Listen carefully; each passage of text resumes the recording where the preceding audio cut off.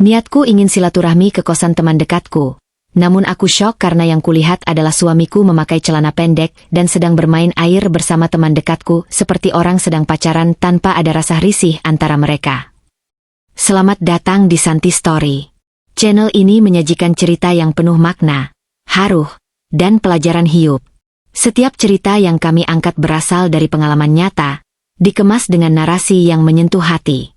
Sebelum masuk ke ceritanya, sahabat jangan lupa absen dulu ya. Sahabat dari mana saja? Untuk kamu yang belum subscribe, jangan lupa subscribe. Yang sudah subscribe semoga rezekinya mengalir. Yuk kita dengar ceritanya. Pagi itu matahari menyusup lembut melalui tirai tipis ruang tamu rumah kecil kami. Udara hangat bercampur dengan aroma teh manis yang baru saja aku seduh. Seperti biasanya, aku sibuk mempersiapkan sarapan sederhana nasi goreng dengan telur ceplok dan irisan mentimun di pinggir piring. Bagiku, rutinitas ini adalah bagian dari cinta. Bukan karena mewahnya hidangan, tapi karena aku ingin suamiku selalu merasa diperhatikan. Namaku Arini. Aku baru menikah 3 tahun dengan seorang pria bernama Bagas. Hidup kami jauh dari kata berlebihan, tapi cukup untuk membuatku bersyukur. Bagas bekerja sebagai staf administrasi di sebuah perusahaan logistik, sedangkan aku hanya mengelola toko online kecil-kecilan dari rumah. Kehidupan kami tampak tenang, tanpa riak besar. Orang-orang mengenalku sebagai perempuan yang beruntung memiliki suami setia, karena Bagas selalu terlihat manis ketika di depan orang lain, ringan tangan, suka menolong, dan sering menggenggam tanganku di hadapan keluarga besar. Kadang, aku sendiri sering merasa terlalu dimanja. Saat ada acara keluarga, Bagas selalu menatapku dengan senyum lembut, seakan aku adalah pusat hidupnya. Arini itu rumahku. Begitu kata-katanya yang masih kuingat jelas ketika ia ditanya kenapa menikahiku. Kata-kata yang membuatku menaruh seluruh kepercayaan padanya. Aku juga punya seorang sahabat, namanya Lestari. Sejak kuliah, kami sudah seperti saudara. Ia tipe teman yang selalu hadir di setiap momen penting hidupku. Waktu aku patah hati, waktu aku menikah, bahkan ia ikut menangis haru di pelaminan. Aku mempercayai Lestari sepenuhnya. Sampai-sampai aku sering meminjamkan pakaianku untuk dia kenakan saat ada acara. Aku senang melihatnya cantik, karena bagiku kebahagiaan sahabat adalah kebahagiaan sendiri. Hubunganku dengan Bagas dan Lestari kadang membuatku merasa hidupku nyaris sempurna. Aku punya suami yang baik, sahabat yang setia, dan rumah tangga yang stabil. Namun, entah kenapa, di balik itu semua, ada rasa getir kecil yang tidak pernah benar-benar bisa kuabaikan. Sesekali aku merasa Bagas menjadi terlalu ramah pada Lestari. Bercanda, saling mengomentari gaya pakaian, atau sekadar bertukar pandangan singkat yang membuatku ragu apakah aku hanya berprasangka atau memang ada sesuatu. Pernah suatu kali, saat kami bertiga nongkrong di kafe, aku ke kamar mandi sebentar. Begitu kembali, kudapati Bagas dan Lestari tertawa lepas, seakan sedang berbagi rahasia kecil. Saat aku duduk, suasana langsung berubah. Tawa mereka berhenti. Tadi cuma cerita lucu, Rin, kata Lestari cepat, sambil meneguk minumannya. Aku mencoba menepis rasa janggal itu. Aku tidak ingin menuduh tanpa alasan, apalagi pada dua orang yang paling kupercaya. Di rumah, aku kerap merenung. Aku sering mengingat-ingat setiap detail. Tatapan mata, nada bicara, bahkan cara Bagas menyebut nama Lestari. Namun, sekuat apapun aku mencoba menghubungkan titik-titik itu, semuanya terasa rapuh. Bagas tetap pulang tepat waktu hampir setiap malam. Ia tetap membantu mencuci piring setelah makan malam, dan tetap mengecup keningku sebelum tidur. Hidupku berjalan dengan pola yang sama setiap hari. Pagi menyiapkan sarapan, siang mengurus pesanan toko online, sore menanti Bagas pulang, malam bercengkrama ringan di ruang tamu sambil menonton televisi. Kadang aku merasa kehidupan ini terlalu datar, seolah-olah tak ada yang akan berubah. Tapi justru disitulah rasa aman tumbuh, rasa yang membuatku percaya segalanya baik-baik saja. Aku tidak tahu bahwa di balik keseharian yang tampak damai itu, ada sesuatu yang sedang tumbuh diam-diam. Sesuatu yang kelak akan merobohkan keyakinanku pada cinta, persahabatan, dan arti kepercayaan. Malam itu, sebelum tidur, aku sempat memandangi wajah Bagas yang terlelap. Cahaya lampu tidur membuat garis wajahnya terlihat lembut. Aku tersenyum, lalu menutup mata dengan doa sederhana. Semoga rumah tangga ini tetap harmonis, semoga persahabatan dengan Lestari tetap langgeng. Aku benar-benar percaya doa itu akan menjaga semuanya tetap utuh. Yang tidak aku tahu, doa itu kelak hanya akan terdengar seperti bisikan yang tak pernah sampai. Karena pada akhirnya, bukan hanya rumah tangga yang bisa hancur, tapi juga hatiku sendiri. Hari itu aku baru saja selesai membereskan rumah ketika notifikasi pesan masuk dari ponselku berbunyi. Nama yang muncul di layar adalah Lestari. Aku tersenyum kecil. Ia memang sahabat yang paling sering menghubungiku. Isi pesannya sederhana. Rin, kamu lagi di rumah? Aku pengen main, kangen ngobrol. Aku langsung menjawab cepat. Datang aja, Tar. Aku lagi senggang. Bagas juga belum pulang kerja. Tak butuh waktu lama, Lestari muncul di depan rumah dengan wajah ceria khasnya. Ia membawa sebungkus gorengan hangat. Katanya biar kami bisa ngemil sambil cerita-cerita. Aku menyambutnya dengan pelukan hangat. Di ruang tamu, kami duduk lesehan sambil membuka bungkusan itu. Aroma gorengan bercampur dengan tawa ringan yang membuat suasana sore itu terasa nyaman. Aku tuh kangen banget ngobrol sama kamu, Rin, ucapnya sambil menggigit tempe mendoan. Aku juga, Tar. Kamu kayaknya makin sibuk ya belakangan ini. Tanyaku penasaran. Iya, kerjaan kantor makin numpuk. Kadang aku sampai pulang larut. Kamu sama Bagas gimana? Masih romantis kayak dulu? Katanya dengan nada bercanda, tapi matanya menatapku dalam. Aku tertawa kecil, tapi ada bagian dari diriku yang terdiam. Pertanyaan itu sekilas terasa biasa, tapi entah mengapa, nadanya membuatku sedikit ragu. Ya, alhamdulillah, masih baik-baik aja, jawabku singkat. Lestari tersenyum tipis, lalu tangannya meraih keripik singkong. Baguslah kalau gitu. Kamu tuh beruntung banget, Rin. Bagas kelihatan sayang banget sama kamu. Jarang lo ada laki-laki kayak gitu. Aku mengangguk, berusaha menelan rasa aneh yang tiba-tiba muncul di dadaku. Bagiku, Lestari adalah orang yang paling kupercaya, jadi aku tak boleh suuzon. Namun, aku tak bisa mengabaikan caranya menyebut nama suamiku dengan nada terlalu lembut. Sejak dulu, aku dan Lestari memang punya kedekatan yang berbeda. Ia sering meminjam barang-barangku, dari baju hingga perhiasan kecil. Rin, kamu tuh seleranya bagus banget. Boleh ya aku pinjam dress yang warna biru itu? Katanya suatu ketika. Dan tanpa ragu aku selalu mengiyakan. Aku percaya padanya. Bahkan kadang merasa bangga kalau ia tampil cantik dengan pakaianku. Bagas pun beberapa kali berkomentar saat melihat Lestari datang ke rumah dengan baju pinjamanku. Itu bajunya Arini kan? Kok jadi cocok banget di kamu, Tar, katanya sambil terkekeh. Waktu itu aku hanya menanggapinya dengan senyum. Tak pernah terlintas sedikit pun bahwa kata-kata kecil semacam itu bisa jadi awal sesuatu yang lebih besar. Hari demi hari, kedekatan mereka semakin tampak, meski aku selalu mencoba menutup mata. Suatu sore, ketika aku sedang membuat jus di dapur, aku mendengar suara Bagas dan Lestari tertawa keras di ruang tamu. Mereka tampak sedang menonton acara komedi di televisi. Saat aku datang dengan membawa gelas jus, Lestari buru-buru merapikan duduknya. Aku berusaha menenangkan diri, mengatakan dalam hati bahwa mereka hanya akrab seperti biasanya. Aku tuh suka iri sama kamu, Rin, kata Lestari suatu malam ketika kami berdua menginap di rumahku. Iri kenapa? Tanyaku heran. Kamu punya suami yang perhatian. Kamu tahu nggak? Aku sering mikir kalau aku di posisi kamu, hidupku pasti bahagia banget. Kalimat itu menusuk. Aku mencoba tersenyum, tapi dalam hati ada kegelisahan yang tak bisa kusebutkan. Jangan gitu, Tar. Semua orang punya takdir masing-masing. Kamu juga pasti ketemu orang baik nanti. Jawabku, meski aku sendiri merasa ada sesuatu yang tidak beres dari kata-katanya. Lestari hanya menghela napas panjang, lalu tertawa hambar. Iya sih. Ya udah, semoga aja. Malam itu aku sulit tidur. Kata-kata Lestari terngiang-ngiang di kepalaku.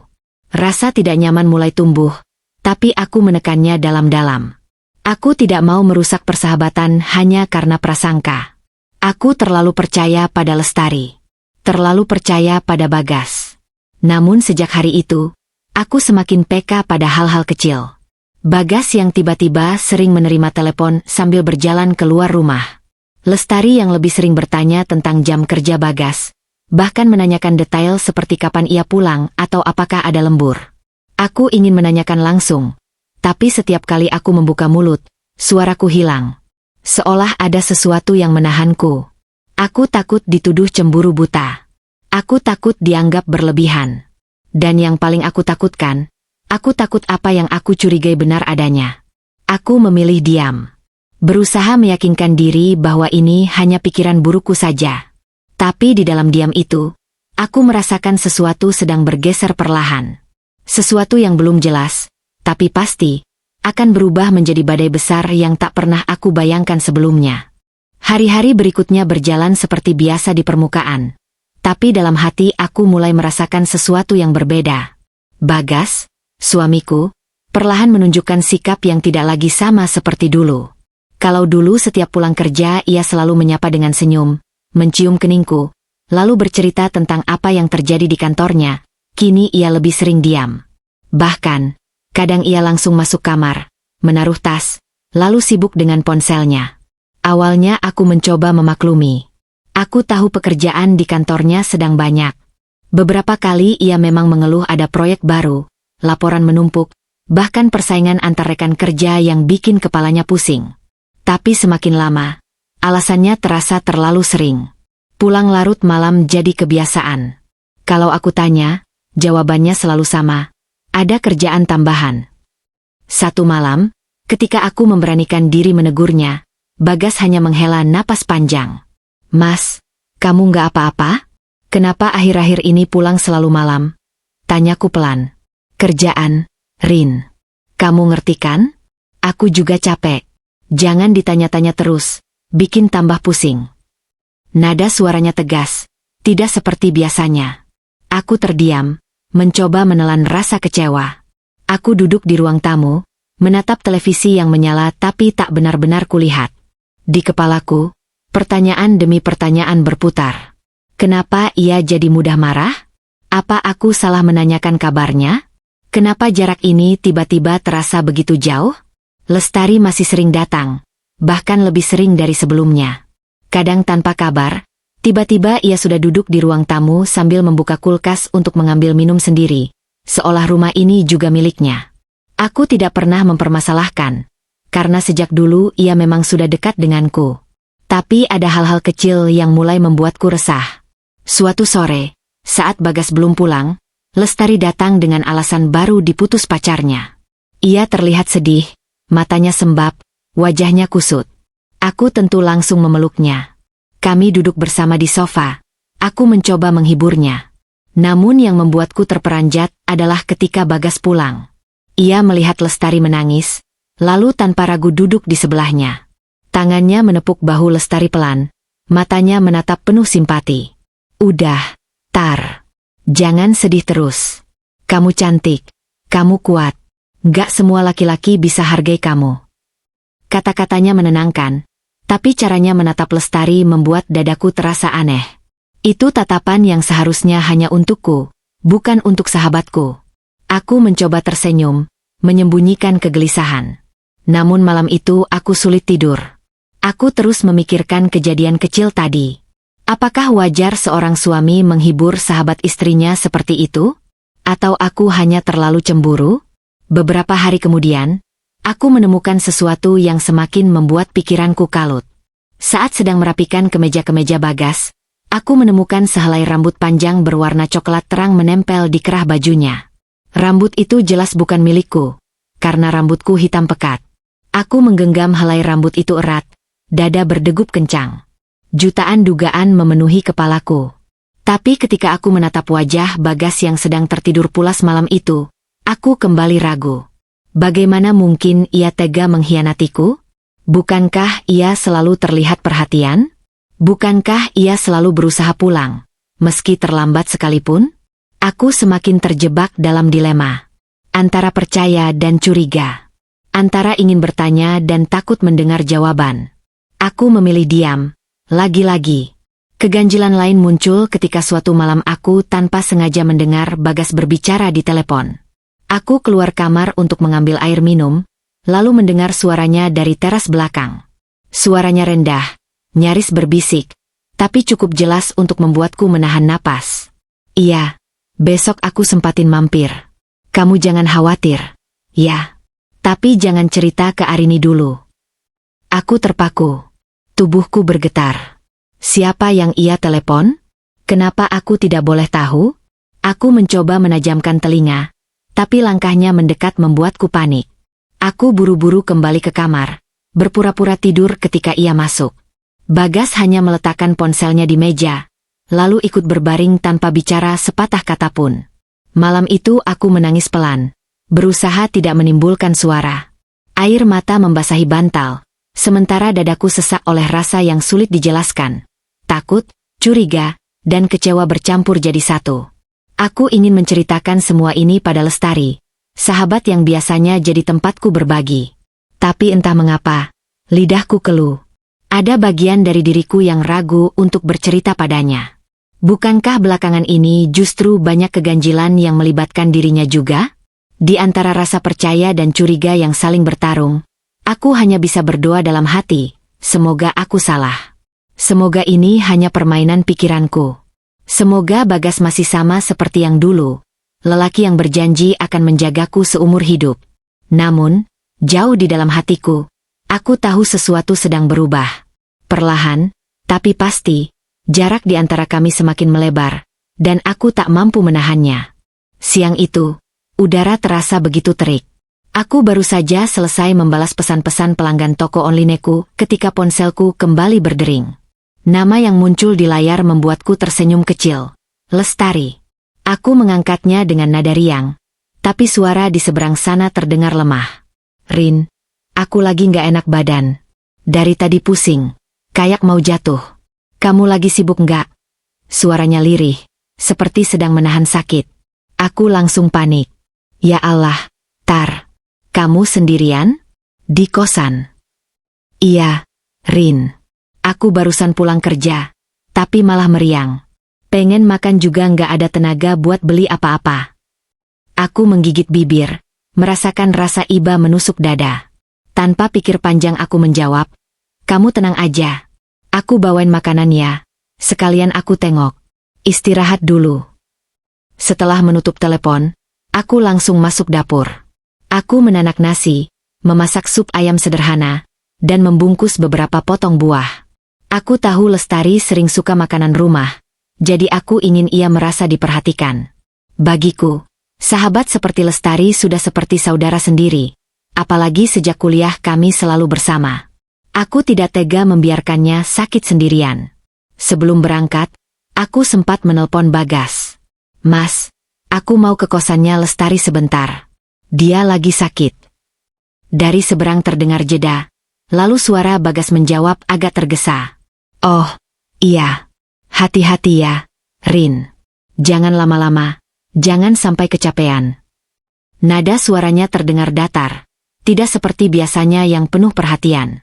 Aku mengernyit, tapi tak mau memperpanjang. Kupikir mungkin ia sedang sibuk di kantor.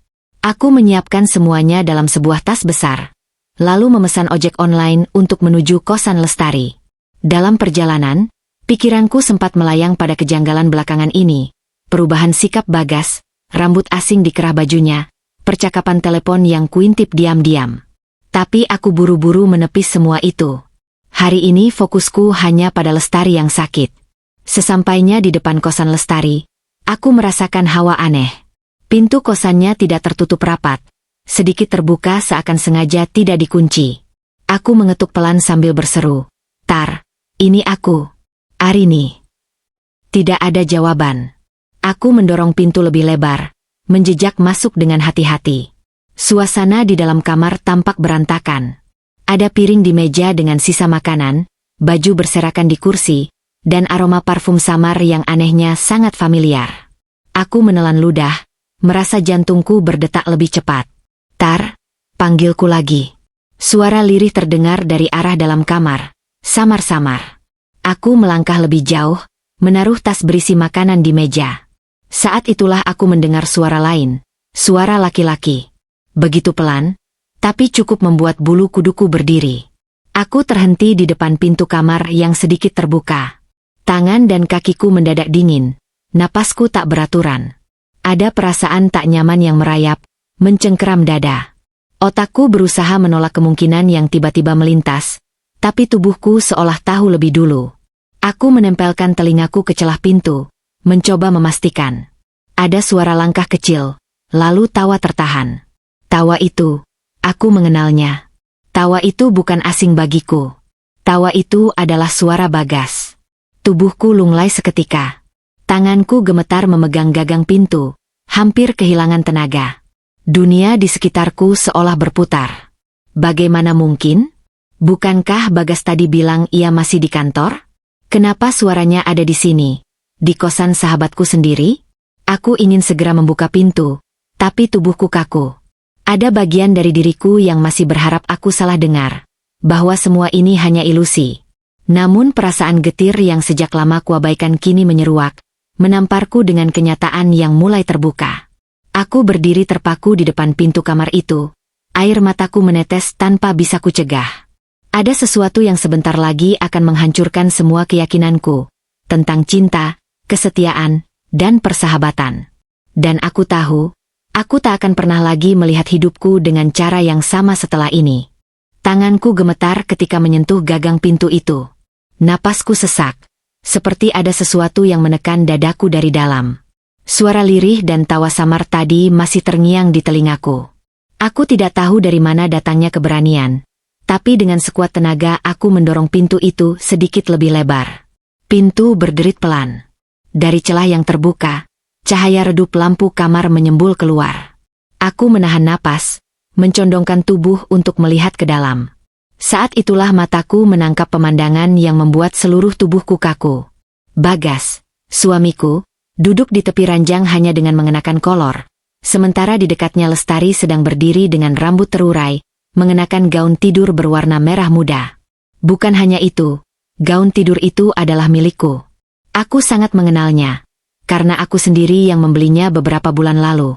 Dunia seketika runtuh di hadapanku. Suara berisik di kepalaku menenggelamkan semua logika. Aku tidak bisa bergerak, tidak bisa bicara, hanya bisa menatap dengan mata yang panas karena air mata yang terus berjatuhan. Ya Allah, lirihku hampir tak terdengar. Bagas tersentak, menoleh ke arah pintu dengan wajah pucat pasi. Lestari juga ikut kaget, matanya membelalak, bibirnya terbuka tanpa suara. Beberapa detik hening, hanya isak tangisku yang terdengar. Arini, ini bukan seperti yang kamu lihat. Suara Bagas pecah, tergesa-gesa bangkit dari ranjang. Bukan seperti yang aku lihat. Aku nyaris berteriak. Suaraku bergetar, penuh luka.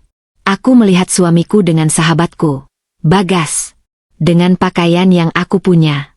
Apa aku buta? Lestari buru-buru menyambar selimut dan menutup tubuhnya. Rin, aku bisa jelasin. Tolong, jangan salah paham dulu. Jangan salah paham, potongku dengan tawa getir. Kamu pakai bajuku, di kamarmu, bersama suamiku yang cuma pakai kolor. Apa penjelasan yang lebih masuk akal dari itu? Aku melangkah mundur. Tubuhku terasa ringan sekaligus berat. Bagas mencoba mendekat, tapi aku mengangkat tangan, menahannya. Jangan sentuh aku, Bagas. Jangan berani sentuh aku. Air mataku semakin deras. Aku merasakan pengkhianatan menusuk dari dua arah sekaligus. Dari lelaki yang berjanji akan menjagaku, dan dari sahabat yang selama ini kuanggap saudara. Rin, dengar dulu.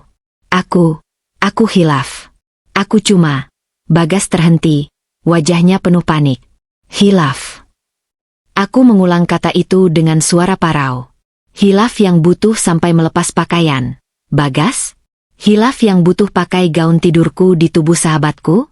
Apa kalian pikir aku ini bodoh? Lestari mulai menangis, wajahnya penuh air mata, tapi aku tidak bisa merasa iba. Tangisan itu hanya menambah sakit di hatiku. Kamu tega, Tar. Kamu tega banget. Aku selalu percaya sama kamu. Aku selalu bagi apapun yang aku punya. Tapi ini balasanmu.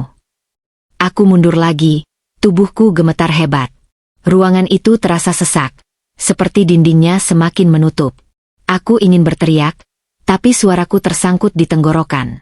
Bagas mencoba mendekat lagi, namun aku berbalik, berlari keluar kamar dengan napas terengah.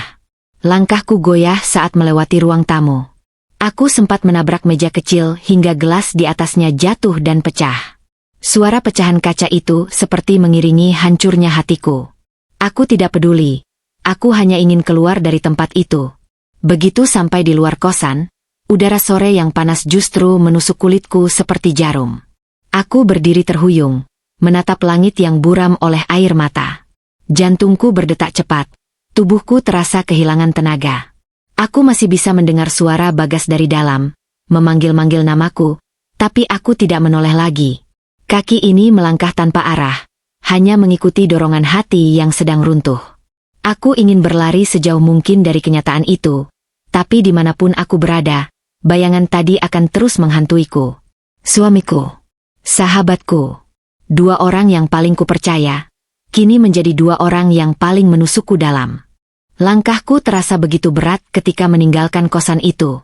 Nafasku tidak beraturan, seperti baru saja berlari jauh, padahal aku hanya berusaha keluar secepat mungkin dari ruangan yang hampir membuatku mati sesak. Aku menahan tangis di tenggorokan, tapi akhirnya air mata jatuh juga, deras, tanpa bisa kucegah. Udara sore yang pengap bercampur dengan bau debu jalanan menusuk hidungku, tapi aku tidak merasakan apa-apa selain rasa sakit yang terus menggerogoti dada.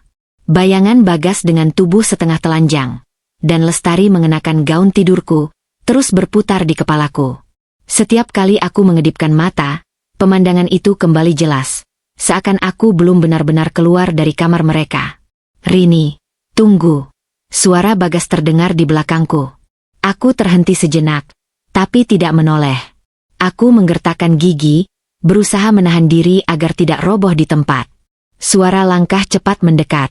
Sekejap kemudian, tangan Bagas meraih lenganku. Rini, dengar aku dulu. Aku bisa jelasin ini semua. Aku menoleh dengan mata penuh air mata, menepis tangannya kasar. Jangan sentuh aku, Bagas. Jangan pernah sentuh aku lagi. Wajah Bagas panik, matanya memohon. Aku salah, Rin. Aku nggak bisa bilang apa-apa selain aku hilaf. Aku cuma... Aku menatapnya dengan tatapan yang bahkan membuatku sendiri takut. Kamu pikir kata hilaf bisa menghapus apa yang aku lihat barusan? Kamu pikir aku ini perempuan bodoh yang bisa percaya omonganmu lagi? Bagas terdiam, wajahnya pucat, tapi bibirnya bergetar seperti ingin menjelaskan sesuatu. Namun aku tidak mau mendengar. Aku sudah cukup mendengar kebohongan, cukup melihat kepura-puraan. Dari dalam kosan, suara Lestari terdengar lirih, memanggil namaku. Aku menoleh sekilas, melihat sosoknya berdiri di pintu dengan wajah penuh tangis, tubuhnya masih terbungkus selimut. Ia tampak rapuh, tapi yang kulihat hanya pengkhianat. Rin, aku minta maaf. Aku nggak tahu kenapa bisa begini. Aku salah, aku keterlaluan. Suaranya parau, tangisnya pecah. Aku menatapnya dengan pandangan yang penuh getir. Kamu salah? Kamu keterlaluan? Itu aja? Setelah semua yang aku kasih, semua yang aku bagi sama kamu, ini balasannya? Kamu ambil suamiku. Tar. Kamu rampas orang yang paling aku percaya. Tangisku pecah semakin keras. Orang-orang di sekitar mulai menoleh. Beberapa tetangga kosan berdiri di depan pintu mereka, berbisik-bisik sambil menatap kami. Aku tidak peduli. Harga diriku sudah remuk. Biarlah semua orang tahu, biarlah semua mata melihat. Aku berbalik, melangkah cepat meninggalkan mereka berdua. Bagas sempat berusaha mengejar lagi, tapi kali ini aku berlari sekuat tenaga. Aku tidak ingin mendengar apapun. Aku hanya ingin pergi sejauh mungkin dari pengkhianatan itu. Di jalan, kakiku terasa goyah. Aku mencoba menghentikan ojek online lewat aplikasi, tapi jemariku gemetar terlalu hebat untuk menekan layar. Aku akhirnya duduk di trotoar, menutupi wajah dengan kedua tangan. Tangisku tak terbendung, terisak keras, membuat dada sakit seperti diremas. Aku tidak tahu berapa lama aku duduk di sana. Orang-orang lalu lalang menatapku heran, tapi aku sudah tidak peduli lagi. Hatiku sudah terlalu hancur untuk memikirkan pandangan orang lain. Akhirnya aku berhasil memesan ojek, dan sepanjang perjalanan pulang aku hanya diam. Helm yang kupakai menutupi wajahku, tapi air mataku tetap mengalir deras. Aku menggigit bibir sampai perih untuk menahan isak agar tidak terdengar. Setibanya di rumah, aku langsung masuk dan mengunci pintu rapat-rapat. Tas berisi makanan untuk Lestari masih kugenggam, belum sempat kubuka. Aku meletakkannya di meja, lalu tubuhku ambruk di lantai ruang tamu. Aku menangis, meraung tanpa suara, menekan wajahku ke bantal sofa agar tangisku tidak terdengar keluar. Bayangan wajah Bagas terus muncul. Senyumnya yang dulu membuatku jatuh cinta, tatapan hangatnya yang selalu membuatku merasa aman. Semua itu kini berubah menjadi pisau yang menusukku. Dan Lestari, sahabat yang selalu kupeluk dalam suka dan duka, kini wajahnya menjelma mimpi buruk. Aku menatap sekeliling rumah, tempat yang dulu terasa hangat, kini dingin dan asing. Setiap sudutnya menyimpan kenangan dengan Bagas. Setiap benda terasa menghina, seakan berteriak bahwa aku telah dibohongi. Malam itu aku tidak tidur. Aku hanya duduk termenung di lantai, memeluk lutut, membiarkan air mata mengalir sampai mataku bengkak. Sesekali aku ingin menjerit, tapi hanya suara parau yang keluar. Aku merasa seperti orang bodoh. Terlalu percaya. Terlalu yakin bahwa suamiku setia. Terlalu yakin bahwa sahabatku tulus. Dan kini, semuanya runtuh dalam sekejap. Pagi itu, sinar matahari menembus tirai jendela. Tapi bagi diriku, cahaya itu sama sekali tak mampu mengusir gelap yang menutupi hatiku. Mataku sembab, bengkak akibat tangisan semalaman. Kepalaku terasa berat, tubuhku lemas. Tapi jiwaku jauh lebih hancur daripada fisikku. Aku duduk di ruang tamu dengan tatapan kosong. Gelas teh manis yang kubuat sejak subuh masih penuh, tak tersentuh sama sekali. Dapur berantakan karena semalam aku tidak sempat membereskan apapun. Rumah yang biasanya kubanggakan karena selalu rapi kini seperti cerminan hatiku. Berantakan, kacau, tidak lagi punya arti. Aku menggenggam ponselku. Jari-jariku bergetar ketika membuka pesan WhatsApp. Ada belasan panggilan tak terjawab dari Bagas, juga beberapa pesan singkat.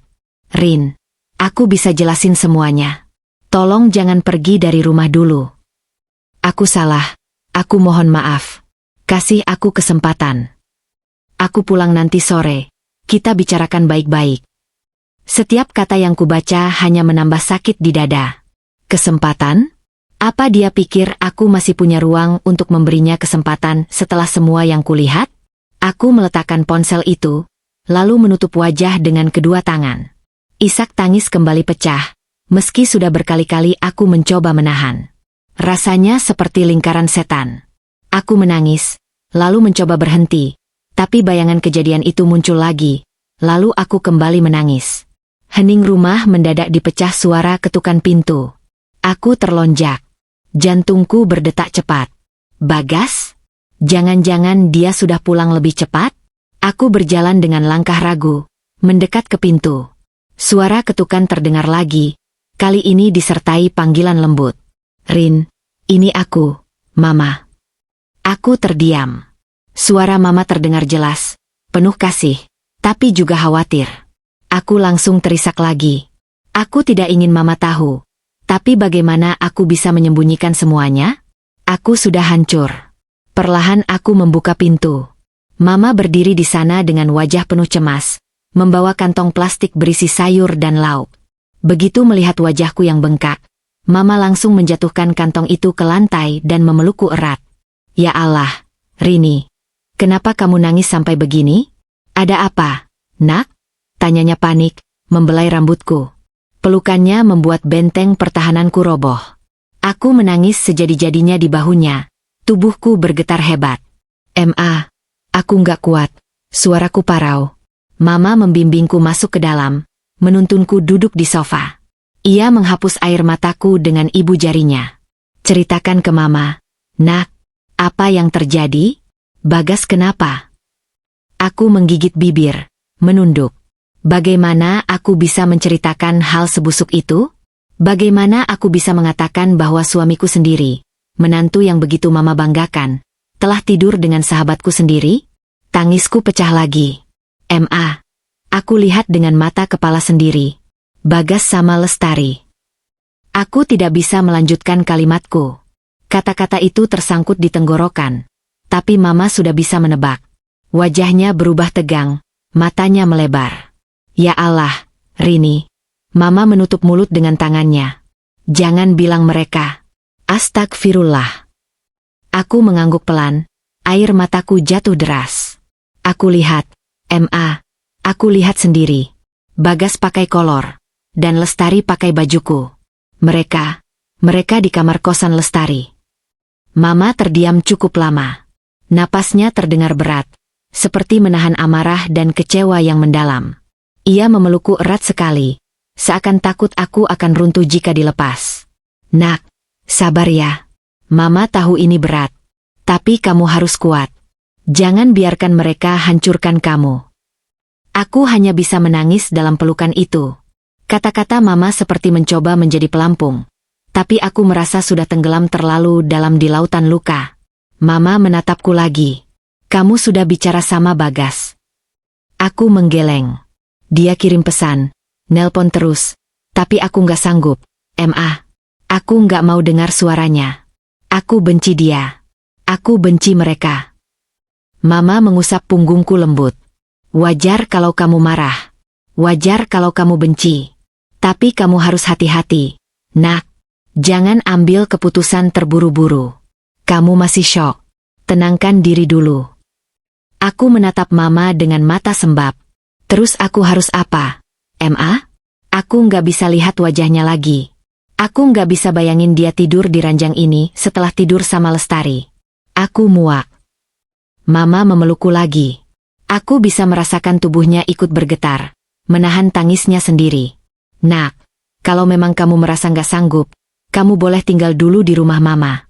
Jangan sendirian di sini. Mama takut kamu jatuh sakit. Aku hanya bisa mengangguk pelan. Rasanya memang aku butuh tempat yang jauh dari semua ini. Jauh dari rumah yang penuh kenangan. Namun di sisi lain, ada suara kecil di hatiku yang masih bertanya-tanya. Apa benar aku harus pergi? Apa benar aku harus menyerah begitu cepat? Bagaimana dengan masa depan yang sudah kubangun bersama Bagas? Pertanyaan itu membuat dadaku semakin sesak. Malam itu aku akhirnya menurut pada bujukan Mama. Aku berkemas dengan tangan gemetar, memasukkan beberapa helai pakaian ke dalam koper kecil. Setiap baju yang kulipat, setiap benda yang kumasukkan, seakan menyimpan kenangan bersama Bagas. Aku terisak setiap kali tanganku menyentuh kain. Seakan benda-benda itu ikut menertawakan kebodohanku. Mama menemaniku berkemas, sesekali meraih tanganku yang bergetar. Sudah, Nak. Jangan terlalu dipikirkan dulu. Bawa seperlunya saja. Kamu butuh istirahat di rumah Mama. Aku hanya mengangguk, tak mampu banyak bicara. Hatiku terlalu remuk. Begitu semua selesai, Mama membawaku keluar. Rumah itu kutinggalkan dalam keadaan gelap. Aku tidak menoleh lagi, meski perasaan aneh mencengkramku, seperti meninggalkan sesuatu yang dulu sangat kucintai. Di perjalanan, mobil Mama melaju pelan menembus malam. Jalanan sepi, hanya suara mesin yang terdengar. Aku menatap keluar jendela, melihat lampu-lampu jalan yang berkelip samar. Air mataku jatuh tanpa henti, mengaburkan pandangan. Mama melirikku sekilas, lalu menggenggam tanganku. Rini, kamu nggak sendiri. Mama ada buat kamu. Ingat itu. Aku menoleh padanya dengan wajah bengkak, lalu memeluk tangannya erat. Kenapa harus aku? Kenapa mereka tega sama aku? Mama menghela napas panjang. Karena manusia itu kadang kalah sama nafsu. Nak, tapi yang bikin Mama sakit hati, mereka tega mengkhianati kamu, padahal kamu begitu tulus. Itu yang gak bisa dimaafkan. Aku menangis lagi, lebih keras kali ini. Mama mengelus kepalaku, membiarkan tangisku pecah di dalam mobil. Sesampainya di rumah Mama, suasana berbeda langsung menyambutku. Rumah itu sederhana, tapi selalu terasa hangat. Aroma kayu dari lemari tua, suara jam dinding berdetak pelan, dan pelukan Mama membuatku sedikit lebih tenang. Mama menyiapkan segelas susu hangat. Minum ini dulu, Nak, biar kamu bisa tidur. Aku menggeleng pelan. Aku nggak bisa tidur. Bayangan itu terus ada di kepala aku. Mama duduk di sebelahku, mengusap punggungku lembut. Kalau begitu, menangislah sampai kamu lega. Kadang air mata adalah obat pertama sebelum akal bisa jalan lagi. Aku menenggak susu itu perlahan, meski tenggorokanku terasa tercekat. Setelah itu, aku merebahkan diri di kamar lamaku. Kamar yang dulu kutinggalkan sejak menikah, kini kembali menjadi pelabuhan. Aku menatap langit-langit kamar, air mataku masih mengalir. Ponselku berdering lagi. Nama Bagas muncul di layar. Hatiku langsung bergetar, campuran antara marah, sakit hati, dan rindu yang masih tersisa entah kenapa. Aku menatap layar itu lama, jari-jariku bergetar ingin menekan tombol jawab. Namun, aku ingat lagi wajah Lestari dengan bajuku, ingat lagi tubuh Bagas yang hanya mengenakan kolor. Tanganku langsung gemetar, dan aku menekan tombol tolak dengan kasar. Tak lama kemudian pesan masuk. Rin, aku tahu kamu benci aku. Tapi tolong, kasih aku kesempatan jelasin. Aku janji aku bakal jujur semuanya. Aku pulang ke rumah, tapi kamu gak ada. Kamu di mana, Rin? Aku melempar ponsel itu ke ujung ranjang, lalu menutup wajah dengan bantal. Tubuhku bergetar hebat. Kenapa dia masih tega menghubungi? Seolah semua ini hanya salah kecil? Air mataku tidak berhenti mengalir sampai aku akhirnya kelelahan dan terlelap. Keesokan paginya, Mama membangunkanku dengan lembut. Nak, bangun. Kamu butuh makan. Aku membuka mata dengan berat, kepalaku pening. Mama membawakan sepiring nasi hangat dan sayur bening. Aku duduk perlahan, meski nafsu makan hampir tidak ada. Rini, kata Mama hati-hati. Apa kamu mau Mama yang bicara sama Bagas? Atau kamu mau hadapi sendiri? Aku terdiam. Pertanyaan itu membuat dadaku kembali sesak. Aku ingin berteriak bahwa aku tidak ingin mendengar suaranya lagi. Tapi di sisi lain, ada bagian kecil di dalam diriku yang masih penasaran, ingin tahu apa yang sebenarnya terjadi. Aku nggak tahu, Ma, jawabku lirih. Aku benci dia. Tapi aku juga butuh jawaban. Kenapa? Kenapa harus Lestari? Mama mengangguk pelan. Kalau begitu, kamu jangan buru-buru. Biarkan dia menunggu. Kalau memang dia sungguh menyesal, dia akan mencari cara. Tapi kalau dia hanya main-main, dia akan menyerah sendiri. Aku menunduk, menahan air mata. Kata-kata Mama menancap dalam hati. Aku sadar, bagaimanapun aku harus kuat. Aku tidak boleh runtuh di hadapan mereka. Hari itu, aku memutuskan untuk tidak membuka ponsel lagi. Aku ingin memberi jarak, meski itu terasa menyiksa. Aku ingin membiarkan Bagas menunggu jawabanku, menahan dirinya sendiri, seperti aku menahan sakitku. Namun, jauh di lubuk hatiku, aku tahu, pertempuran yang sesungguhnya baru saja dimulai. Pagi itu suasana rumah Mama cukup ramai. Adikku, Dina, baru saja datang bersama anaknya yang masih balita. Suara tawa kecil bocah itu biasanya bisa membuat hatiku hangat. Tapi kali ini hanya terasa seperti jarak yang semakin menegaskan kekosongan di dadaku. Aku duduk di ruang tamu sambil menatap kosong televisi yang menyala tanpa kuikuti acaranya. Dina yang baru menaruh tasnya langsung menghampiri. Wajahnya penuh rasa ingin tahu. Mbak, kamu kenapa? Mata bengkak banget. Jangan bilang gara-gara Bagas, ya? Aku menoleh pelan. Mama langsung menatap tajam ke arah Dina, seakan memberi isyarat jangan asal bicara. Tapi aku hanya tersenyum hambar. Ya, gara-gara Bagas. Dina langsung duduk di sampingku, menggenggam tanganku. Astaga, jadi benar? Aku dari dulu udah gak percaya sama Bagas. Mbak, dia terlalu manis ke semua orang. Aku sering lihat caranya ngomong sama perempuan lain. Matanya itu loh, kayak penuh maksud. Tapi aku gak pernah berani bilang ke kamu. Perkataan Dina membuat dadaku semakin sakit. Kenapa kamu gak pernah bilang? Tanyaku lirih. Dina menunduk, mengelus lenganku pelan. Aku takut kamu sakit hati. Kamu terlalu cinta sama dia. Mbak, kamu pasti gak bakal percaya kalau ada yang bilang buruk tentang dia. Aku terdiam, air mataku jatuh lagi. Dina benar. Selama ini aku memang terlalu buta. Semua orang bisa melihat yang aku tidak mau lihat. Mama menaruh teh hangat di meja. Sudahlah, Jangan menambah luka Rini. Sekarang yang penting dia tenang dulu. Aku mengangguk pelan, mencoba menelan kenyataan bahwa mungkin aku memang orang terakhir yang tahu siapa suamiku sebenarnya. Siang itu, ketika Dina sudah sibuk dengan anaknya, aku membuka ponselku lagi. Ratusan pesan masuk dari Bagas memenuhi layar. Semuanya penuh kata maaf, penjelasan setengah hati, dan janji yang bagiku sudah tidak ada artinya. Namun ada satu pesan yang membuat tanganku berhenti. Rin, aku di depan rumah Mama. Aku mohon, sekali saja temui aku. Aku butuh bicara. Jantungku langsung berdetak kencang. Aku menoleh ke jendela, dan benar saja, mobil Bagas terparkir di seberang jalan. Tubuhku seketika gemetar. Mha, panggilku pelan. Mama yang baru keluar dari dapur langsung tahu ada apa. Ia mengintip keluar, lalu wajahnya mengeras. Dasar tidak tahu malu. Berani sekali dia datang ke sini setelah apa yang dia lakukan. Aku meraih tangan Mama. Aku nggak siap ketemu dia, Ma. Mama mengangguk, lalu berdiri tegak. Biar Mama yang hadapi. Aku ingin menahan, tapi tubuhku terlalu lemah.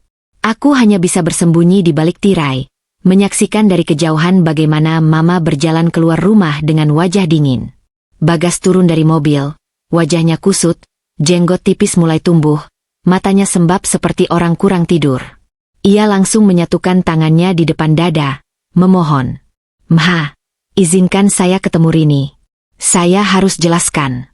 Saya mohon. Mha, jangan pisahkan saya dari dia. Suara Bagas terdengar jelas sampai ke dalam. Tubuhku bergetar. Aku menutup mulut dengan tangan, menahan isak. Mama menatapnya tajam. Suara tegas keluar. Bagas, kamu sadar nggak apa yang sudah kamu lakukan? Kamu mengkhianati anak Mama. Lalu dengan enteng datang ke sini bawa wajah memelas? Kamu pikir kami semua nggak punya harga diri? Bagas menunduk, air matanya jatuh. Saya hilaf, Ma. Saya benar-benar nyesel. Saya mohon kasih kesempatan sekali ini aja. Mama menggeleng keras. Hilaf? Itu alasan paling murahan yang bisa keluar dari mulut laki-laki yang gak bisa jaga diri. Kalau kamu masih punya sedikit saja rasa malu, kamu pergi dari sini sekarang juga. Aku melihat Bagas terdiam lama. Wajahnya benar-benar hancur. Tapi aku tak sanggup merasa kasihan. Luka di hatiku terlalu dalam. Tolong, Ma, sekali saja biarkan saya bicara sama Rini. Saya janji nggak akan ganggu lagi kalau dia tetap menolak. Mama menatapnya lama, lalu berbalik masuk rumah. Ia menutup pintu dengan keras hingga aku terlonjak. Rini, jangan keluar. Biar dia menunggu sampai bosan. Kalau kamu keluar sekarang, kamu akan goyah. Aku mengangguk dengan air mata yang terus mengalir. Mama benar. Aku tidak boleh goyah. Tapi hatiku terasa berperang. Ada bagian dalam diriku yang masih ingin mendengar penjelasannya, seberapapun busuknya alasan yang dia punya. Dari dalam, aku bisa mendengar suara langkah Bagas gelisah di luar. Kadang ia mengetuk pintu pelan, kadang terdengar helaan napas beratnya. Aku menutup telinga dengan bantal, berusaha tidak peduli. Tapi semakin aku menutup, semakin jelas suara hatiku berbisik.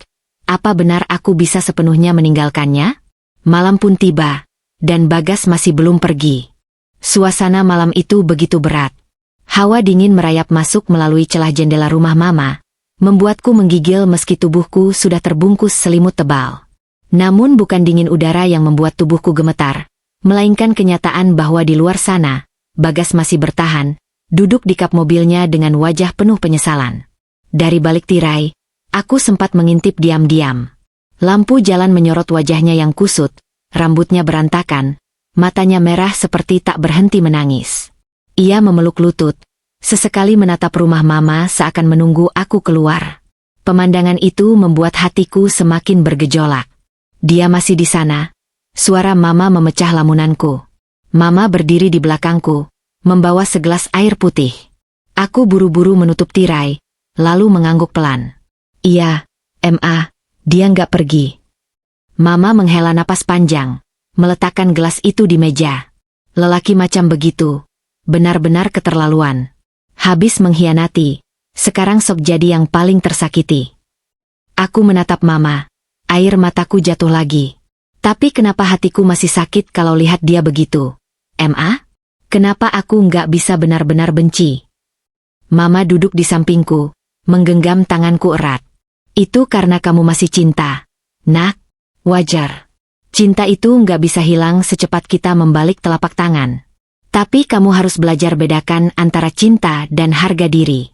Kalau kamu terus nurutin rasa cinta itu, dia bisa seenaknya lagi. Aku menunduk, isak kecil lolos dari tenggorokanku. Kata-kata Mama tepat sasaran. Bagas masih begitu kuat mengikat hatiku, tapi di sisi lain, rasa sakit dan pengkhianatan membuatku ingin memutus semua ikatan. Jam sudah menunjukkan hampir tengah malam, tapi Bagas tetap tidak bergerak dari mobilnya. Dina yang baru selesai menidurkan anaknya ikut menyaksikan dari jendela. Astaga, Mbak, suami kamu itu keras kepala banget. Dia pikir dengan begini kamu bakal luluh. Aku menggenggam bantal di pangkuanku erat-erat. Aku nggak tahu, Din. Aku takut kalau aku keluar. Aku nggak sanggup. Dina menepuk bahuku. Makanya jangan keluar. Biarkan dia nunggu sampai capek. Biar dia rasain sakitnya. Kamu jangan kalah sama perasaan sendiri. Aku mengangguk, meski hatiku terus berperang. Tengah malam, ketika semua orang sudah terlelap, aku masih terjaga. Lampu kamar sudah kupadamkan, tapi mataku tetap terbuka. Bayangan Bagas di luar rumah terus muncul dalam pikiranku. Aku akhirnya bangkit, berjalan pelan menuju jendela. Dari celah tirai, aku melihatnya tertidur di dalam mobil dengan posisi duduk. Jaketnya dijadikan bantal, wajahnya tampak lelah sekali. Untuk sesaat, aku hampir mengetuk kaca jendela dan memanggilnya. Hamker. Tapi lalu aku ingat lagi. Ingat jelas bagaimana ia dan Lestari berada di kamar kos itu. Ingat jelas suara lirih Lestari memanggil namaku dengan tubuh terbungkus selimut. Ingat bagaimana Bagas panik mencoba meraih lenganku. Semua itu membuatku mundur beberapa langkah. Aku jatuh terduduk di lantai, memeluk lutut, menangis dalam diam. Keesokan paginya, suara gaduh di luar membuatku terbangun. Aku bergegas ke ruang tamu dan melihat Mama sudah membuka pintu, berdiri di teras dengan wajah marah. Bagas berdiri di depan, membawa kantong plastik berisi sarapan dan termos kopi. Selamat pagi, Ma. Saya bawain sarapan buat Rini, katanya lirih, matanya memohon. Mama mendengus. Kamu pikir anak saya masih mau makan dari tangan kamu? Simpan sendiri makanan itu. Aku berdiri di balik pintu, mengintip dengan hati bergetar. Bagas menoleh ke arah rumah, seolah tahu aku ada di sana. Rin, aku mohon, keluar sebentar aja. Aku cuma pengen bicara. Aku nggak sanggup kalau kamu terus menjauh begini. Air mataku langsung jatuh. Suaranya terdengar tulus, tapi aku tahu aku tidak boleh goyah. Aku menggigit bibir, menahan diri sekuat tenaga agar tidak keluar. Mama menutup pintu dengan keras, hampir mengenai wajah Bagas. Pergi, Bagas. Jangan ganggu anak saya lagi. Aku terduduk di lantai, tubuhku bergetar hebat. Dina datang menghampiri, wajahnya kesal.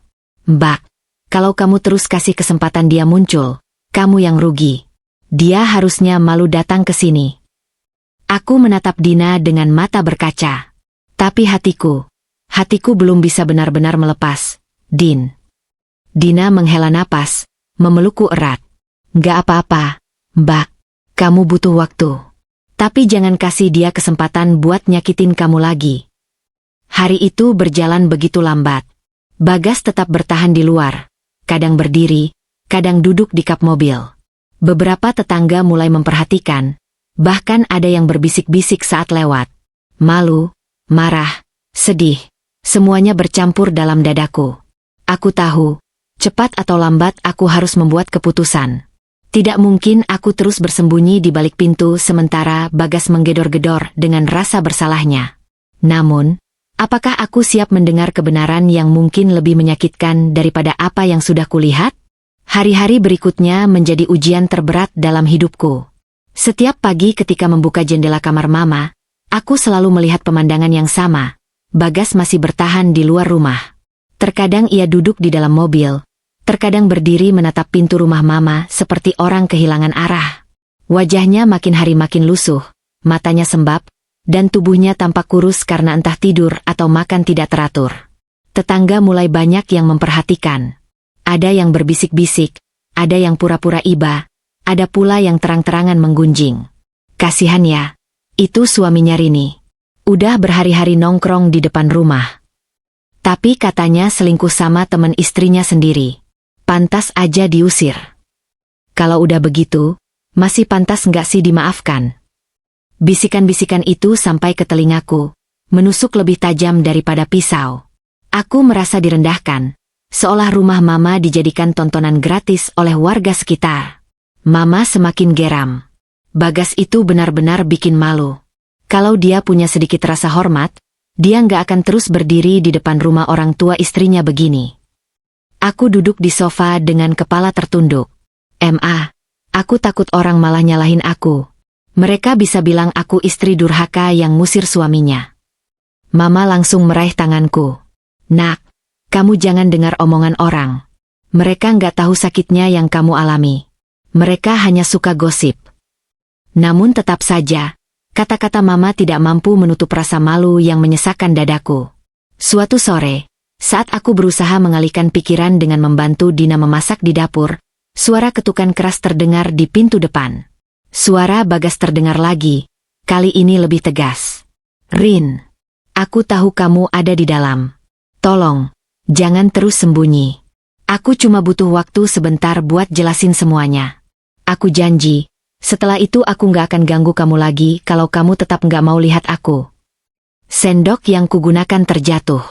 Tanganku gemetar. Dina menatapku dengan tatapan iba. Mbak, kalau terus begini, kamu yang tersiksa. Mau nggak mau, kamu harus hadapi dia. Kalau tidak, dia akan terus menunggu sampai kamu hancur karena tekanan. Aku menelan ludah, dadaku berdegup kencang. Mama masuk ke dapur, wajahnya murka. Jangan keluar.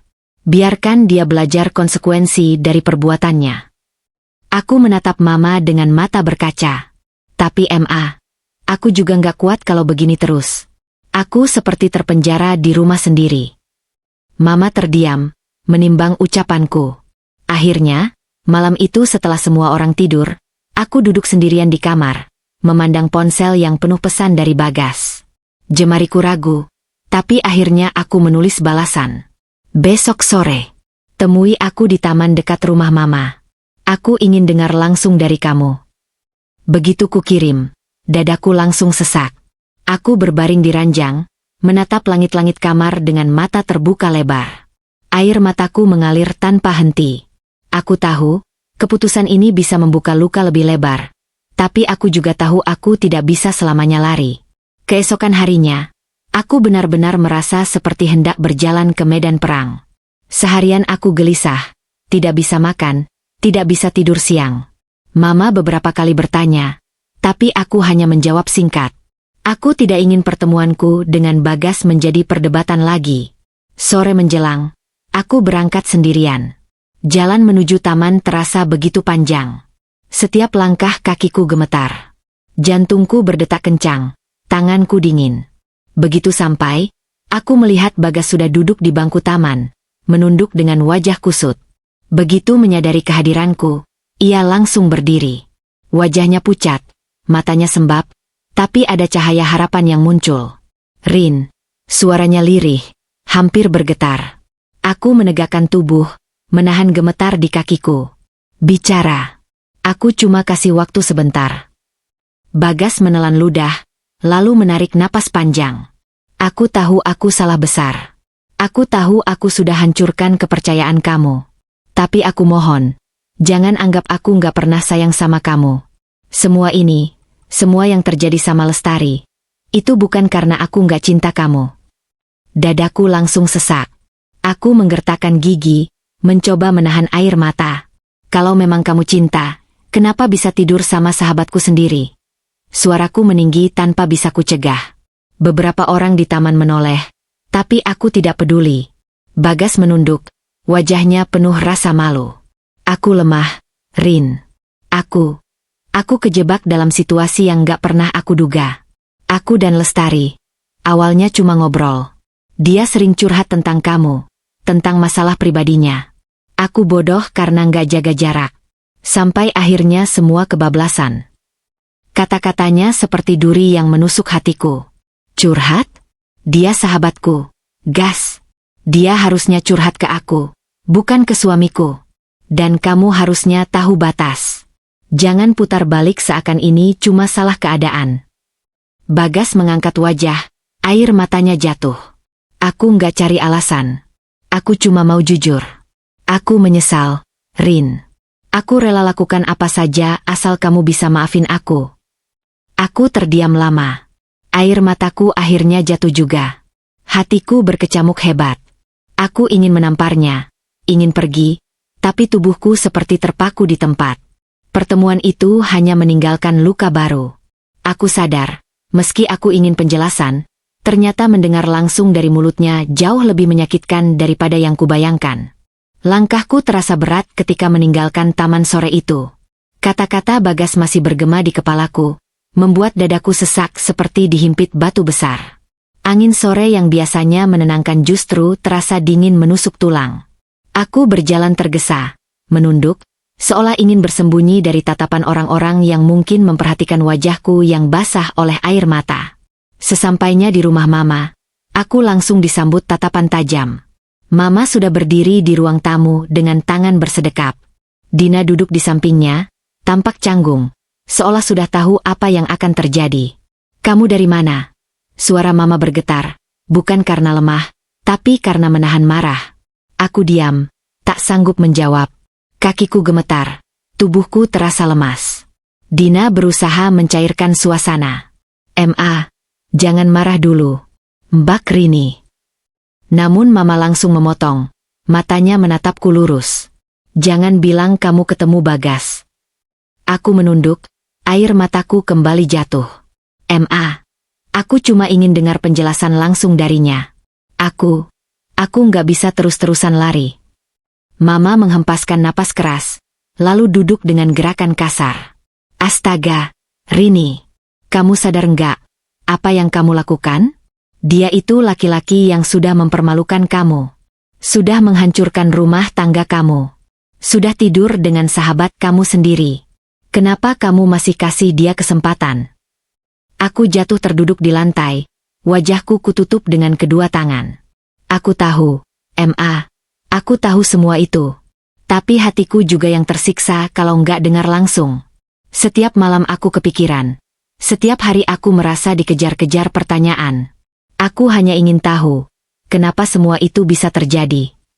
Dina mendekat, berjongkok di sampingku, memegang bahuku. "Mbak, aku ngerti perasaanmu. Kadang hati kita nggak bisa dipaksa untuk langsung benci. Tapi Mama juga benar. Jangan sampai kelembutanmu malah jadi celah buat dia masuk lagi." Mama menatapku lama, lalu mengusap wajah dengan kasar. "Kamu itu anakku. Aku nggak tega lihat kamu tersiksa begini. Tapi aku mohon, jangan sampai kamu jatuh ke lubang yang sama. Ingat, rasa sayang tanpa logika bisa menghancurkan diri kamu sendiri." Aku terdiam, menangis dalam diam. Hatiku berkecamuk.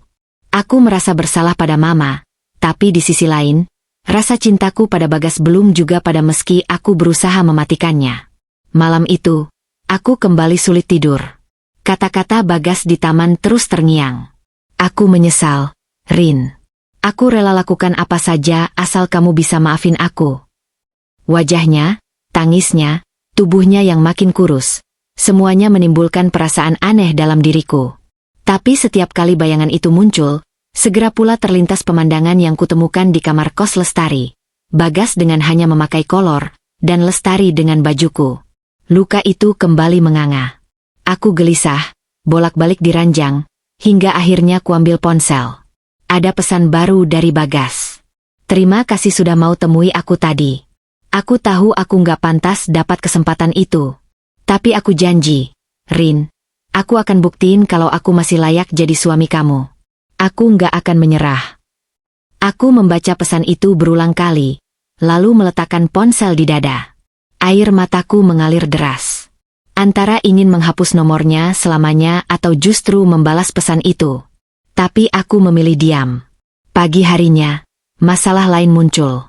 Saat aku hendak membeli sayuran ke warung dekat rumah Mama, beberapa tetangga langsung menatapku dengan tatapan penuh rasa ingin tahu.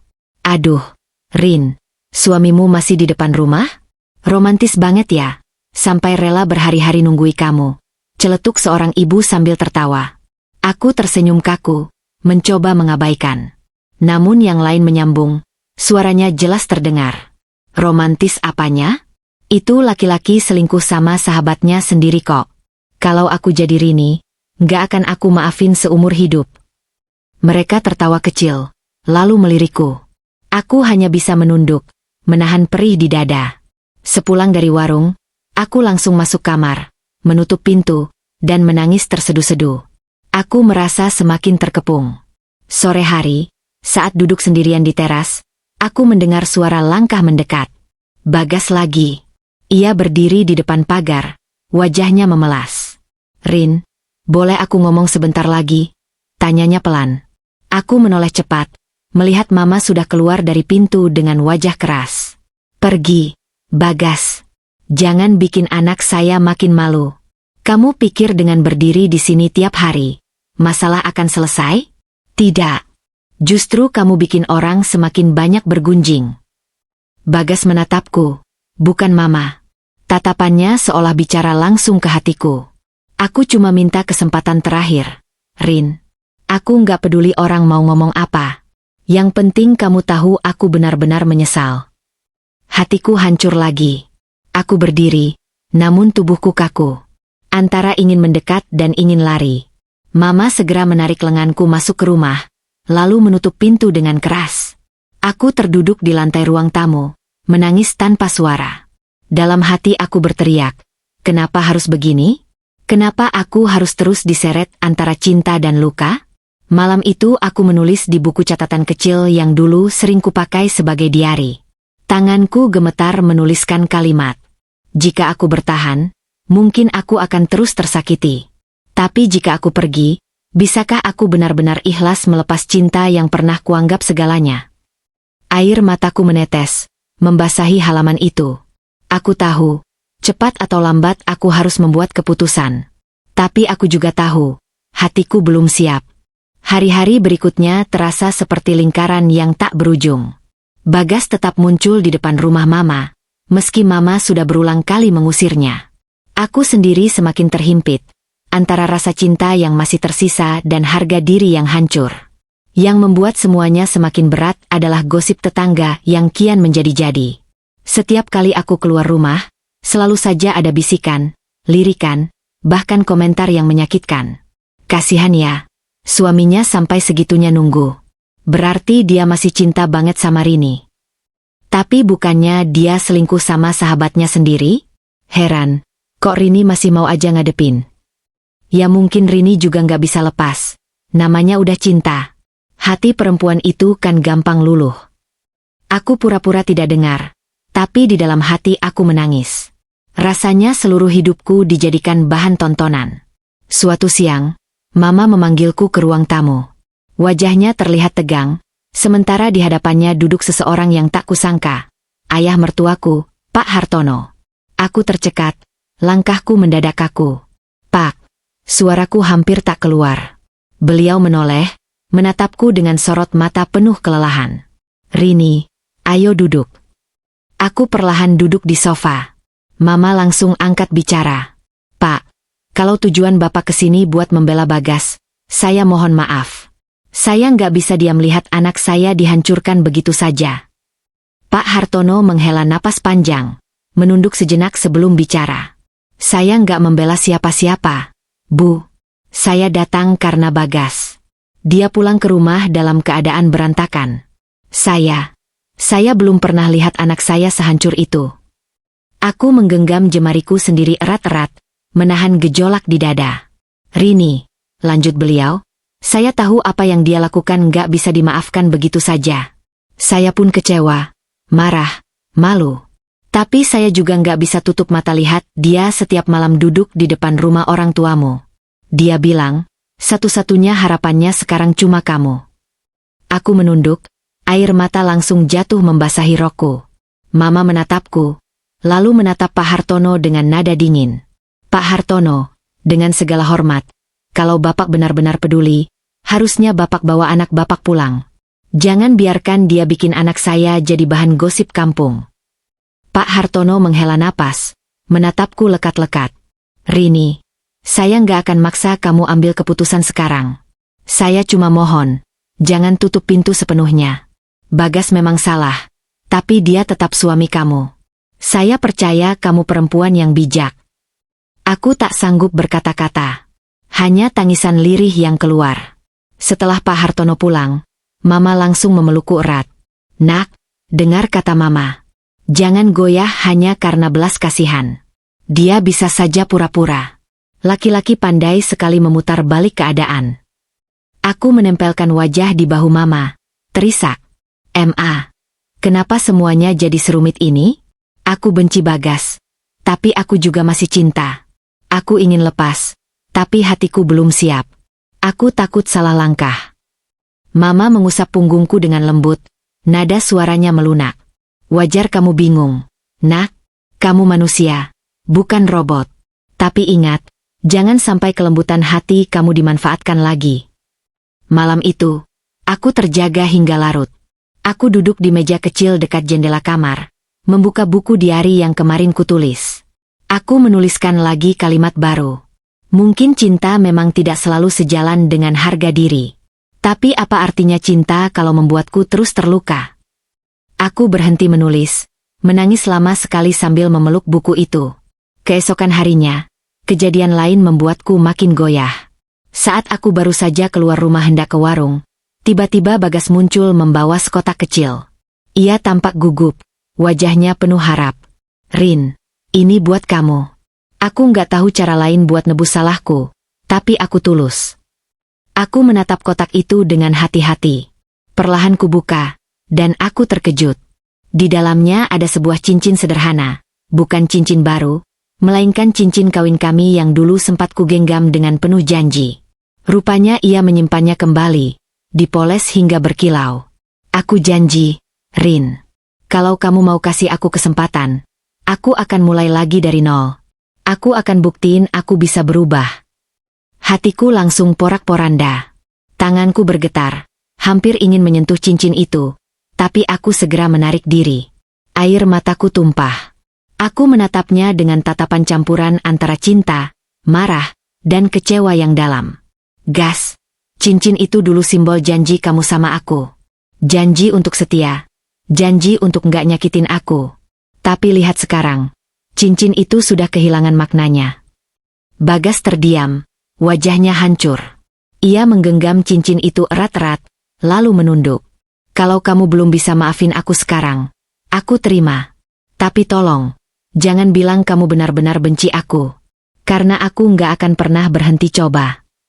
Aku berlari masuk ke rumah sambil menangis, meninggalkan Bagas di luar. Mama yang melihatku langsung panik, memelukku tanpa bertanya panjang lebar. Di dalam pelukan Mama, aku berbisik lirih, hampir tak terdengar. Ma, kalau aku terus goyah begini, apa aku bisa benar-benar lepas dari dia? Hari-hari terasa semakin berat setelah kejadian cincin itu. Aku seperti terombang-ambing dalam samudera luas, tanpa arah. Ada saat di mana hatiku hampir goyah melihat kesungguhan Bagas, tapi setiap kali bayangan pengkhianatan itu muncul, aku kembali terhempas ke dasar luka yang dalam. Mama selalu menjagaku agar tidak terjebak dalam keraguan. Namun takdir seolah ingin terus menguji. Siang itu, ketika aku baru selesai menyapu halaman, sebuah sosok yang tak asing muncul di depan pagar. Aku langsung tercekat, tubuhku membeku. Itu Lestari. Dia berdiri dengan wajah pucat, rambut terurai berantakan, dan tatapan mata yang penuh rasa bersalah. Tangannya gemetar menggenggam tas kecil di depan perut. Aku spontan melangkah mundur, jantungku berdetak kencang, dan sapu yang kugenggam terlepas begitu saja. Rini, suaranya lirih, nyaris tak terdengar. Mama yang keluar dari dalam rumah segera berdiri di sampingku. Apalagi maksudmu datang ke sini, Lestari? Kamu belum puas menghancurkan hidup anak saya? Suara Mama bergetar menahan amarah. Lestari menunduk, matanya berkaca-kaca. Tante, Rini, aku tahu aku nggak pantas ada di sini. Aku cuma ingin minta maaf. Aku nggak tenang. Setiap malam aku dihantui rasa bersalah. Aku salah besar. Aku khianatin persahabatan kita. Aku menatapnya dengan pandangan yang campur aduk. Perih, marah, kecewa, semuanya bercampur. Suara tangis hampir keluar, tapi kutahan dengan susah payah. Kenapa kamu tega, Tar? Akhirnya suara itu lolos, pecah penuh emosi. Aku anggap kamu saudara sendiri. Aku percaya sama kamu. Aku bahkan sering cerita tentang rumah tanggaku ke kamu. Tapi justru kamu yang menikam aku dari belakang. Air mata Lestari jatuh deras. Dia meraih pagar, tubuhnya bergetar. Aku bodoh, Rin. Aku kesepian, aku terjebak. Waktu itu aku merasa, aku nggak tahu harus cerita ke siapa. Bagas ada, dan aku salah besar karena nggak bisa jaga batas. Aku menyesal. Mama langsung memotong dengan suara lantang. Menyesal sekarang? Setelah rumah tangga anak saya hancur? Setelah harga diri anak saya diinjak-injak? Pergi, Lestari. Jangan pernah injakan kaki ke rumah ini lagi. Aku menggenggam lengan Mama, menahan. Ma, biarkan aku bicara. Mama menatapku dengan kaget. Rini. Aku mengusap air mataku, mencoba menegakkan tubuh meski rasanya seluruh tenagaku hilang. Tar, aku dengar kata-katamu. Tapi maaf itu nggak akan pernah cukup untuk sembuhin luka yang kamu buat. Kamu ambil sesuatu yang paling berharga dalam hidupku. Kamu tahu, setiap kali aku lihat wajahmu, aku teringat betapa mudahnya kepercayaanku kamu hancurkan. Lestari tersungkur, menangis keras. Aku tahu aku nggak pantas dimaafkan.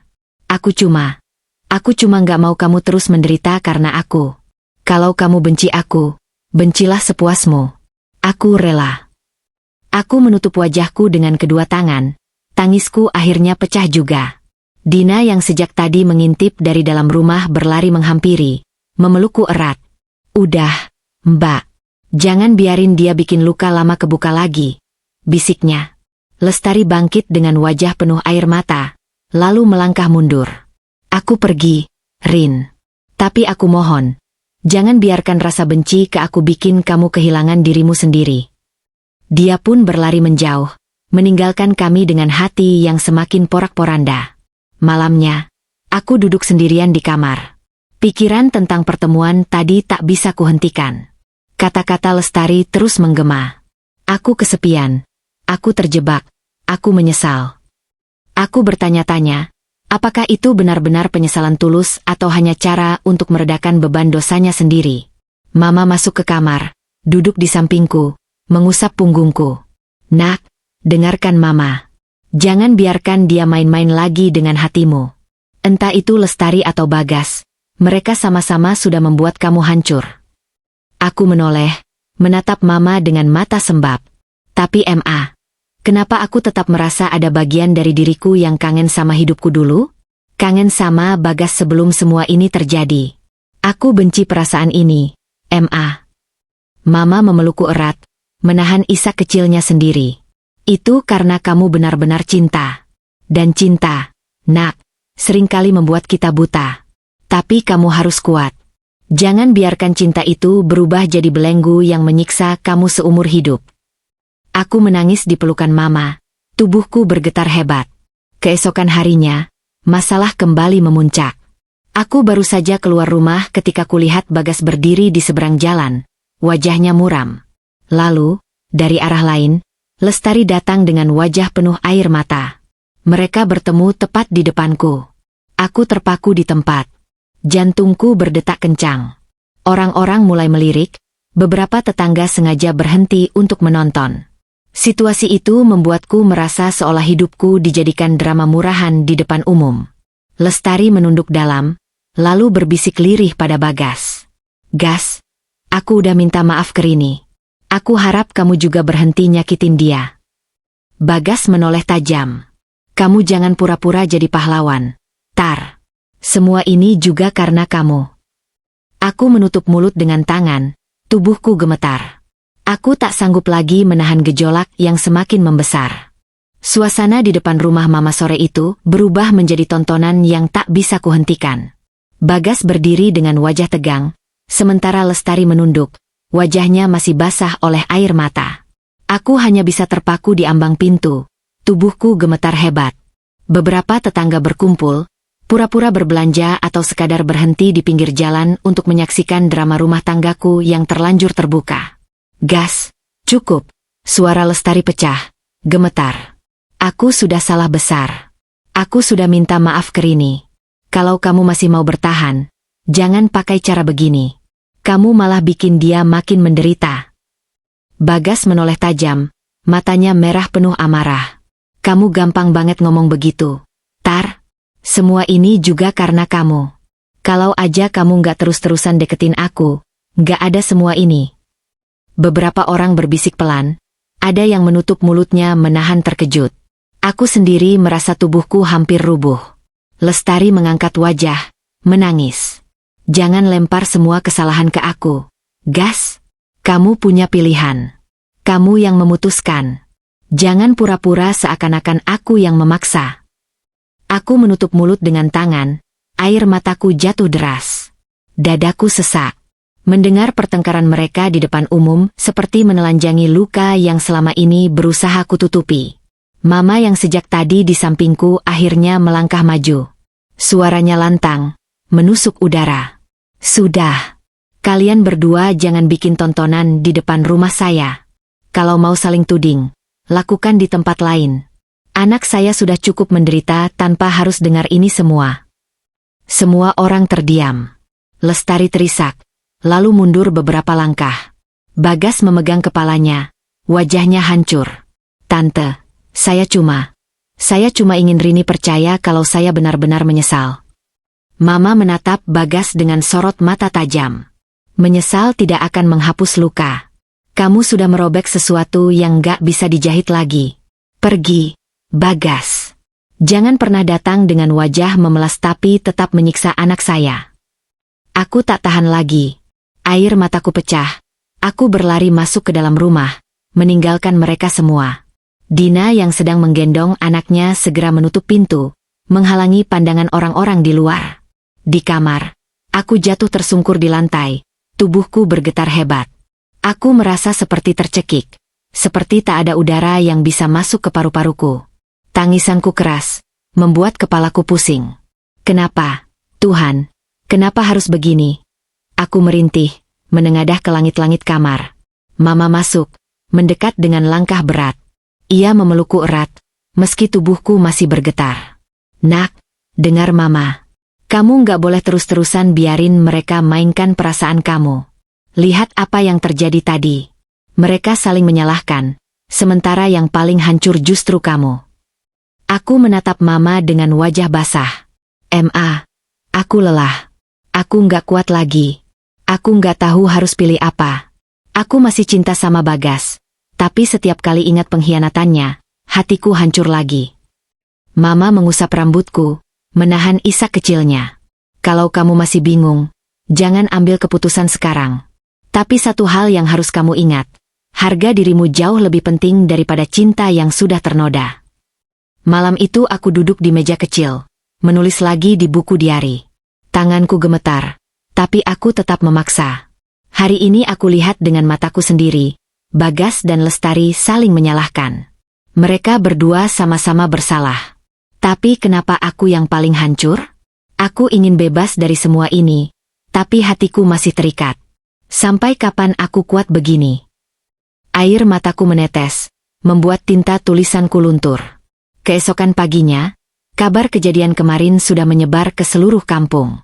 Beberapa tetangga sengaja datang pura-pura menanyakan kabar, padahal ingin menggali gosip lebih jauh.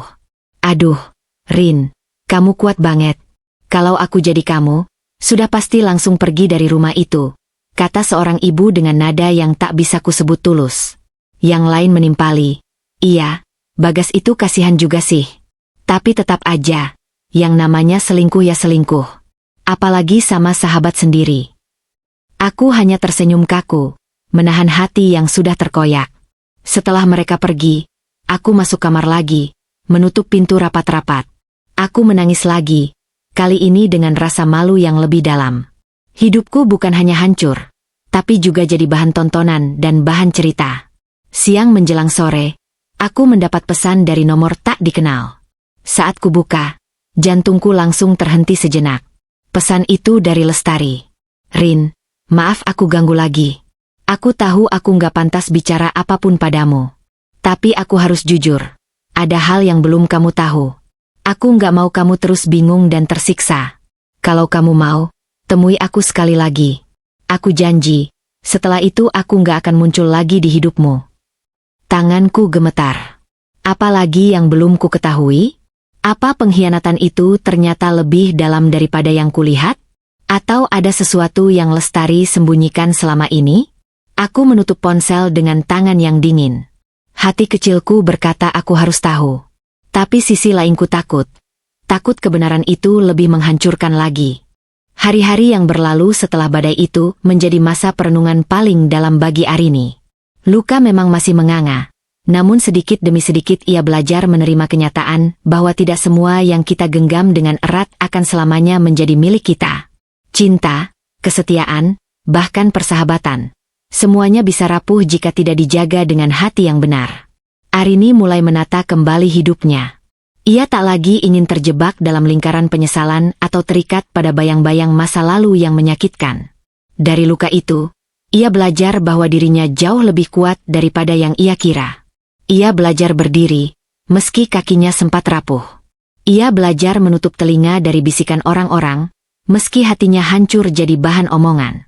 Dari pengkhianatan itu, Arini akhirnya menyadari, harga diri seorang perempuan tidak boleh pernah ditukar dengan cinta yang melukai.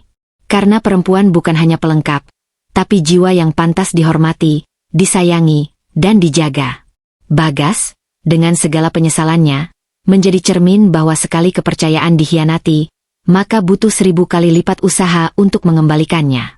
Namun terkadang, meski 1000 kali mencoba, kepercayaan itu tak pernah benar-benar utuh kembali. Lestari pun menjadi pelajaran tersendiri.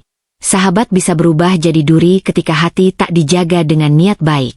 Betapa mudahnya seseorang yang dekat menusuk dari belakang jika iman dan kesetiaan goyah.